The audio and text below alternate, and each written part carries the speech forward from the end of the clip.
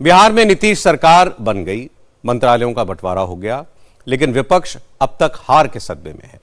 RJD और कांग्रेस के नेता तो दिख ही नहीं रहे। विपक्ष में सिर्फ एक नेता है, असदुद्दीन ओवैसी, जो चुनाव के नतीजों के बाद भी खुश हैं। सीमांचल में ओवैसी की पार्टी के 5 विधायक जीते, इसलिए आज ओवैसी सीमांचल के लोगों को धन्यवाद देने पहुंचे। असदुद्दीन ओवैसी सीमांचल की उन सभी सीटों पर गए जहां उनकी पार्टी के उम्मीदवार चुनाव जीते हैं या फिर यहां मामूली वोटों से हार गए। ओवैसी ने कहा कि उन्होंने चुनाव प्रचार के दौरान सीमांचल के विकास का वादा किया था, वो अपना वादा निभाएंगे। विधानसभा में उनकी पार्टी के 5 विधायक दिखाएंगे कि जनता की आवाज कैसे उठाई जाती है। मैंने जो वादा आपसे किया है कि हम मजलिस इत्तेहादुल मुस्लिमीन की शुरुआत सीमांचल से किए थे, तो सीमांचल की लड़ाई ये हमारी लड़ाई है।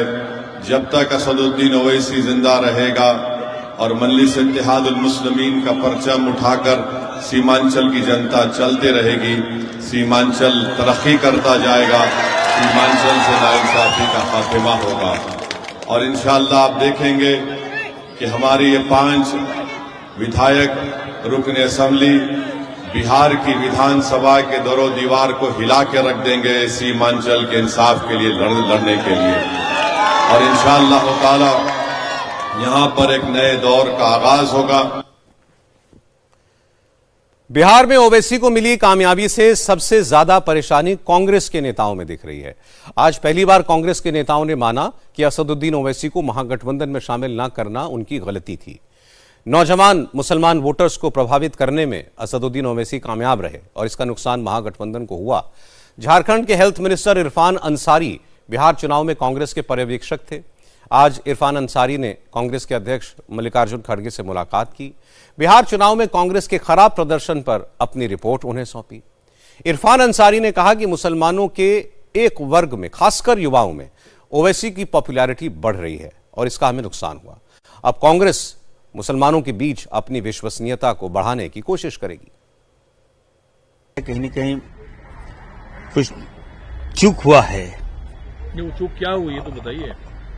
ओवैसी साहब सीट मांग रहे थे और उस समय सही जगह पर अगर बात रखते ओवैसी साहब तो विचार किया जा सकता था। तो लेकिन चलिए बीत गई बात गई। लेकिन ये बात सही है कि ओवैसी साहब की बातों से हमारी युवा वर्ग थोड़ा प्रभावित हुआ है वहां, और इसी कारण वोट नहीं दिया। मैं वहां था। दिखा रहे थे वो तेजस्वी यादव को चिट्ठी लिखे हैं, महागठबंधन में ले लो, कॉमनल फोर्सेज को रोकना है। नहीं तो चिट्ठी जो चुनाव में क्यों दिखा रहे थे, पहले क्यों नहीं दिखाया उन्होंने। ओवैसी साहब एक बैरिस्टर हैं, अच्छा वक्ता है, अच्छा बोलते हैं, और उनके भाषण से युवा वर्ग थोड़ा प्रभावित हुआ और उसका डैमेज हुआ है वहां। तो ये बात हुआ कि झारखंड में इसका असर ना पड़े और झारखंड में हम अपने अल्पसंख्यक समाज को उचित सम्मान दें। सरकार हमारी है और टास्क दिया है उन्होंने, खासकर बुनकर समाज को, अंसारी समाज को थोड़ा मजबूत करो ताकि ये इधर उधर ना हो। लेकिन आप दोनों बात कह रहे हैं, तो आगे क्या ओवैसी साहब के लिए दरवाजे खुले हैं या दरवाजे अब भी बंद हैं? नहीं, हम लोग को दरवाजे खुलना और बंद होना ये बात मायने नहीं रखता। उनके लचीले भाषण को झारखंड में हम लोग उसको रोके, ये मायने रखता है और हम लोग रोकेंगे उसको। उनका प्रभाव हम लोग नहीं पड़ने देंगे।